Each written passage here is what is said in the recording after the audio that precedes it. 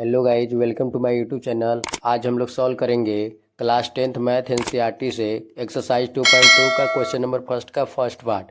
चलिए इसको रीड कर लेते हैं। पहले find the zeros of the following quadratic polynomial and verify the relationship between the zeros and coefficient. इसमें हम लोग को पहले इक्वेशन में से जीरोज फाइंड करना है, उसके बाद वेरीफाई करना है। तो चलिए पहले इसको हम लोग जीरोज फाइंड कर लेते हैं। जीरोज फाइंड करने के लिए सबसे पहले हम लोग देखते हैं फर्स्ट टर्म का कोफिशिएंट और लास्ट टर्म के साथ मल्टीप्लाई करेंगे। तो यहाँ पर कुछ नहीं है फर्स्ट टर्म के आगे, तो इसमें हम लोग लेट कर लेंगे 1। तो 8 1 जा 8 हो जाएगा और इसको हम लोग फैक्टर कर लेंगे। तो 4 2 जा 8। और यहाँ पर हम लोग प्लस या माइनस करके देखेंगे, ये बीच वाली टर्म आनी चाहिए। तो माइनस में 4 ले लेते हैं और प्लस में 2, क्योंकि माइनस में 4 है, प्लस में 2 जाएगा तो -2 बचेगा। तो हम लोग का बीच वाली टर्म आ जाएगा। तो एक्स स्क्वायर माइनस का 4x प्लस का 2x और माइनस का 8। इसमें हम लोग कॉमन देखेंगे तो कॉमन x है, तो x कॉमन है तो अंदर भी x बचा, माइनस x कॉमन हुआ है तो 4 अभी तो है ही, तो 4 यहाँ पे हो गया। और प्लस में यहाँ पे 2 कॉमन है तो 2 हो गया, x तो बचा ही का, माइनस 4 2 जा 8 तो यहाँ पर 4 बचेगा इक्वल टू 0, क्योंकि जीरो हम लोग को निकालना है। तो एक ब्रैकेट में हो जाएगा x प्लस 2 और दूसरे ब्रैकेट में हो जाएगा x माइनस 4 इक्वल टू 0। और x प्लस 2 इक्वल टू 0 और x माइनस 4 इक्वल टू 0। तो x इक्वल टू एक खो जीरो हम लोग का आ जाएगा, इधर जाएगा तो माइनस में 2 हो जाएगा और x दूसरा वाला जीरो आ जाएगा, इधर माइनस में है, इधर जाएगा जीरो के इस लेंगे तो 4 में आ जाएगा। तो ये 4 हो गया प्लस का 4। तो एक खो जीरो जा गया -2, एक खो जीरो जा गया 4। तो हम लोग इसको लिख सकते हैं, ये अल्फ़ा हो गया -2 और ये बीटा हो गया 4।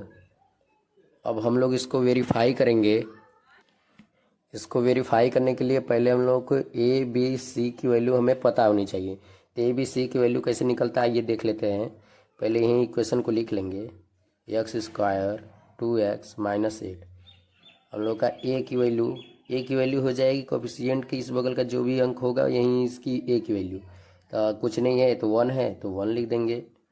और बी की वैल्यू यहाँ पे एक्स के इस बगल -2 है तो -2 हो जाएगी। और सी की वैल्यू -8। और एक फार्मूला होता है अल्फ़ा प्लस बीटा, इसका हो जाएगा -b/a। आप लोग शायद पढ़े होंगे आप लोग। और अल्फ़ा इंटू बीटा का हो जाएगा c/a, यहाँ हो गया c/a। अब इसी पर हम लोग पुट कर देंगे value alpha plus beta minus b की वैल्यू कितनी है -2, तो माइनस माइनस ख़त्म हो जाएगा तो 2 बचेगा केवल। और ये 1 का दिया है तो 1, एक वैल्यू 1 है तो 1 लिख देंगे। और अल्फ़ा इंटू बीटा की वैल्यू कितनी दी है, सी की वैल्यू कितनी है -8 और ए की वैल्यू 1, यहाँ पे 1 लिख देंगे। फिर उसके बाद हम लोग अल्फ़ा प्लस बीटा, अब हम लोग अल्फ़ा की जगह पर ये अल्फ़ा का मान रख देंगे और बीटा की जगह पे बीटा, और इक्वल टू 2 अगर आया दोनों का सेम 2 इक्वल टू 2 तो हम लोग का वेरीफाई हो जाएगा, सही है। चलिए इसको भी करके देख लेते हैं।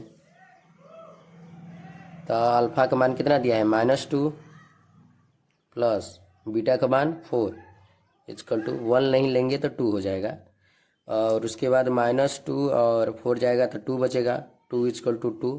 तो ये वेरीफाई हो गया, ये आपका सही है, क्योंकि 2 इक्वल टू 2 आ गया तो ये सही है। अब हम लोग अल्फ़ा इंटू बीटा का भी निकाल कर देख लेंगे। तो अल्फ़ा इंटू बीटा का मान कितना दिया था -8। और यहाँ अल्फ़ा का मान कितना है, अल्फ़ा का मान -2 है, इंटू हो जाएगा क्योंकि अल्फ़ा इंटू बीटा है। और यहाँ बीटा का मान 4 है तो यहाँ पे 4 रख देंगे इक्वल टू -8। 4 2 जा 8, यहाँ पे माइनस के साइन है तो माइनस का साइन लग जाएगा, -8 इक्वल टू -8। ये भी वेरीफाई हो गया। तो हम लोग पहले जीरोज निकाले हैं, फिर उसके बाद हम लोग वेरीफाई कर दिए हैं। आई होप आप लोग को समझ में आया होगा। और कहीं भी प्रॉब्लम होगी तो हमें कमेंट में बताइएगा। आज के लिए धन्यवाद और चैनल को सब्सक्राइब जरूर कर लीजिएगा।